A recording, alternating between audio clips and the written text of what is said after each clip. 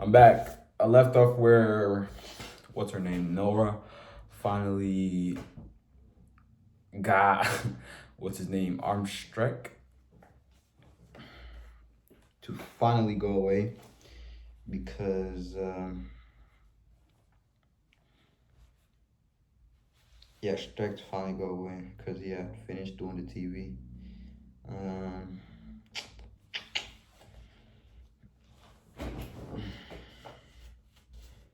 uh,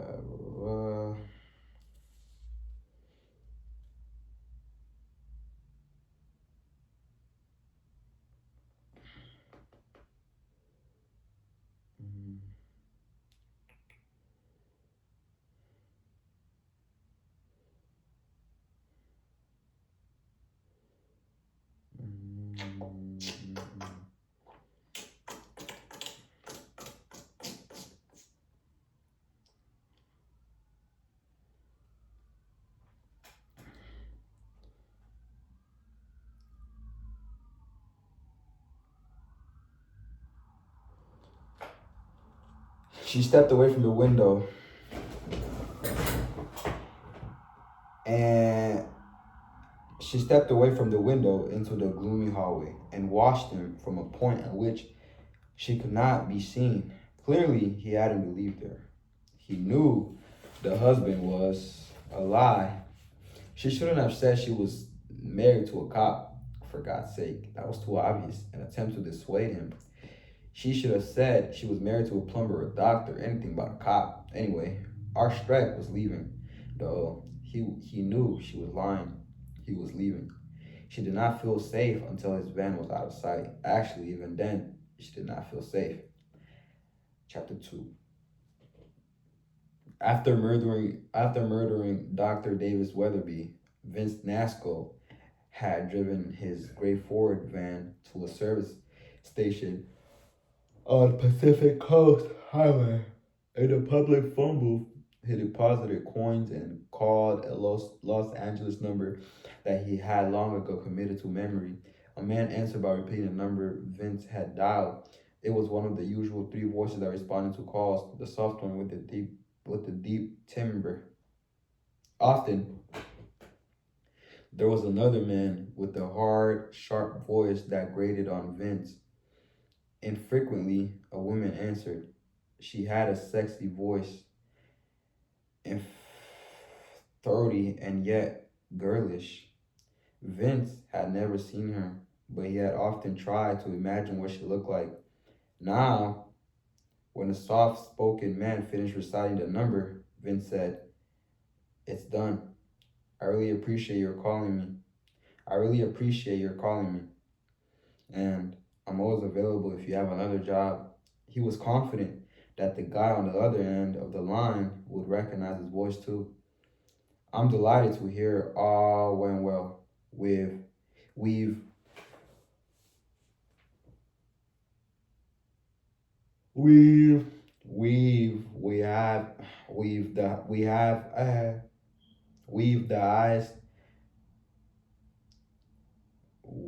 we have I'm just gonna say we've the highest regard for your workmanship. Now remember this, the contact said. He recited a seven-digit telephone number. Surprised, Vince repeated it. The contact said, "It's one of the public phones at Fashion Island in an open air promenade near Robinson's department store. Can you be there in 15 minutes?" "Sure," Vince said. 10. "I'll call in 15 with the details." Vince hung up and walked back to the vent, whistling. Being sent to another public telephone to receive the details could mean only one thing. They have a job for him already. Two in one day. Okay, so Vince is a hitman. So the reason why he killed the doctor, Dr. Weatherby, he's on to the next victim that they're sending him to. Okay, I'm starting to get it. I'm starting to get it. Later, after the cake was baked and iced, Nora retreated to her bedroom at the southwest corner of the second floor. When Violet Devon had been alive, this had been Nora's sanctuary in spite of the lack of lock on the door. Like all the rooms in the large house, it had been crammed with heavy furniture, as if the place served as a warehouse instead of a home. It had been dreary in all other details as well. Nevertheless, when finished with her chores or when dismissed after one of her aunt's interminable lectures, Nora had fled to her bedroom, where where she escaped into books or vivid daydreams. Violet inevitably checked on her knees without warning, creeping silently along the hall, suddenly throwing open the unlockable door, entering with the hope of catching Nora in forbidden pastime or practice. These unannounced. Huh?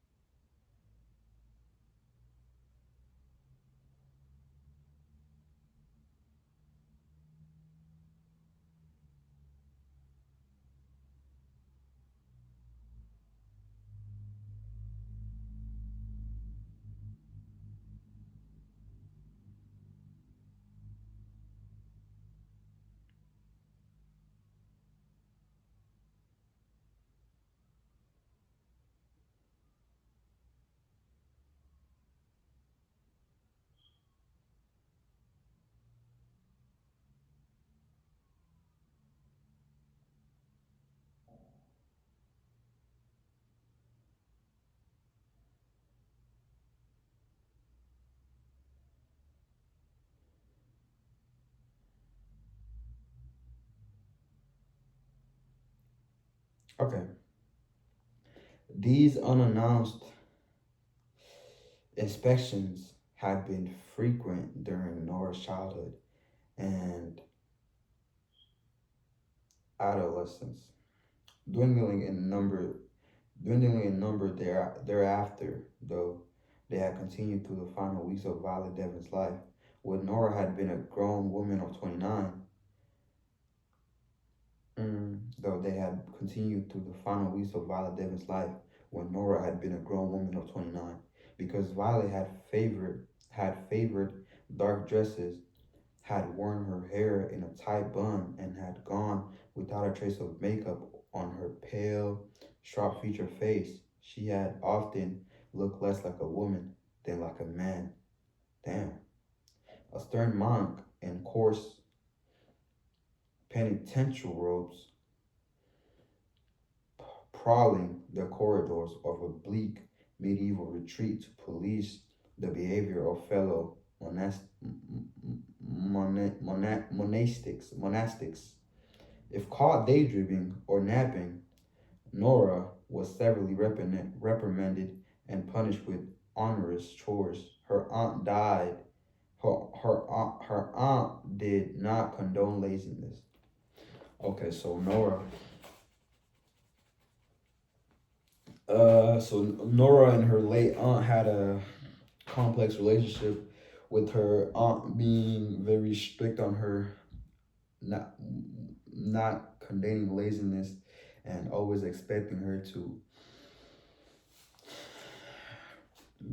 stay sharp, stay sharp, always stay alert. For example, reading her books, doing her chores, um,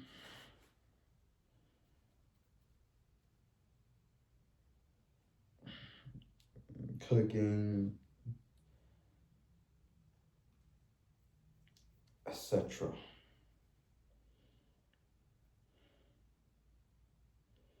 Books were permitted if Valley had first approved at them, because, for one thing, books were educational. Besides, as Valley often said, plain, Homely women like you and me will never lead a glamorous life, never go to exotic places. So books have a special value to us. We can experience most everything vicariously through books. This isn't bad. Living through books is even better than having friends and knowing men. With the assistance of a pliable family doctor, Violet had kept Nora out of public school on the pretense of poor health. She had been educated at home, so books had been her only school as well. In addition to having read thousands of books by the age of 30, Nora had become a self taught artist in oils, acrylics, watercolors, pencil. Drawing and painting were activities of which Aunt Violet approved. Art was a solitary pursuit that took Nora's mind off the world beyond the house and helped her avoid contact with people who would inevitably reject, hurt, and disappoint her.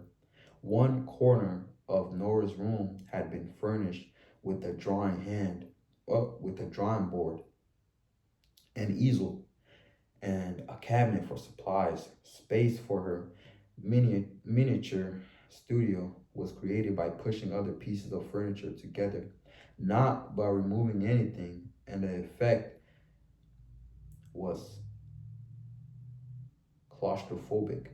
Many times over the years, especially at night, but even in the middle of the day, Nora had been Nora had been overcome by a feeling that the floor of the bedroom was going to collapse under all the furniture, that she was going to crash down into the chamber below, where she could be crushed to death beneath her massive four-poster bed. When that fear overwhelmed When that fear overwhelmed her, she had fled into rear lawn where she sat in the open air, hugging herself and shuddering. She'd been 25 before. She realized that her anxiety attacks arose not only from the overfurnished rooms and dark decor of the house, but from the domineering presence of her aunt. On a Saturday morning 4 months ago, 8 months after Violet Devon's death, Nora had abruptly been seized by an acute need for change and had frantically reordered her bedroom studio. She carried and dragged out all the smaller pieces of furniture, disturbing them evenly through the other pieces of furniture, through the other five crowded chambers on the second floor. Some of the heavier things had to be dismantled and taken away in sections, but finally she succeeded in eliminating everything but the four-poster bed, one nightstand, a single armchair, her drawing board and stool, the supply cabinet, and the easel, which was all she needed. Then she stripped off the wallpaper. Throughout that dizzying weekend, she'd felt as if the revolution had come, as if her life would never be the same. But by the time she had redone her bedroom, the spirit of rebellion had evaporated, and she had left the rest of the house untouched. Now this one place at least was bright, even cheerful. The walls were painted the palest yellow, the drapes were gone, and in their place were leveler blinds that matched the paint. She had rolled up the dreary carpet and had polished the beautiful oak floor. More than ever, this was her sanctuary. Upon passing through, Without fail, upon passing through the door and seeing what she had wrought, her spirits lifted, and she found some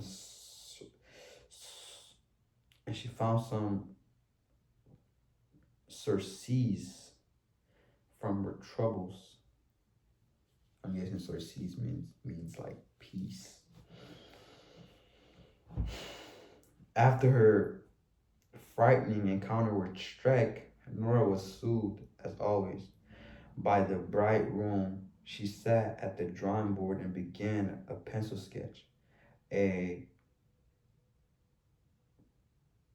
pre- preliminary study, a preliminary study for an oil painting that she had been contemplating for some time. Initially, her hand shook and she had to pause repeatedly to regain sufficient control to continue drawing. But in time, her fear abated. She was even able to think about Shrek as she worked and to try. She was even able to think about Shrek as she worked and to try to imagine just how far he might have gone if he had not managed to maneuver him out of the house.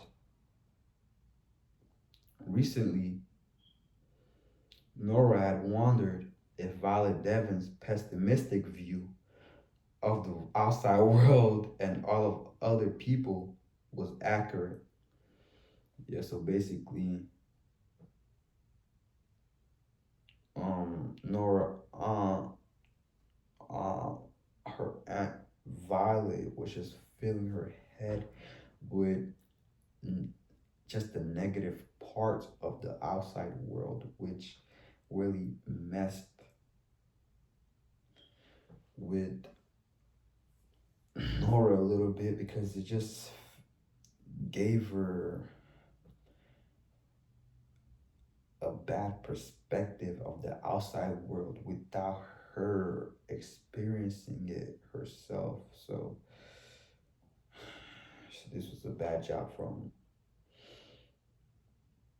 Aunt Violet.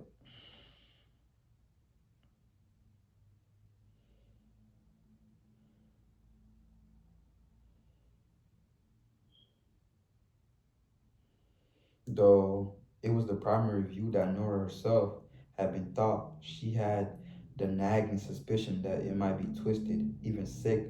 But now she had encountered Archstrek, that he seemed to be ample proof of Violet's contention, proof that interacting too much with the outside world was dangerous. But after a while, when her sketch was half finished, Nora began to think about Nora began to think that she had misinterpreted everything Streck had said and done. Surely he could not have been making sexual advances not toward her. She was, after all, quite undesirable, plain, homely, perhaps perhaps even ugly. Nora knew this was true because regardless, so her aunt was just filling her with negative thoughts, and this led to, as you can see or hear, Nora having a negative view of herself because of the stuff, because of the work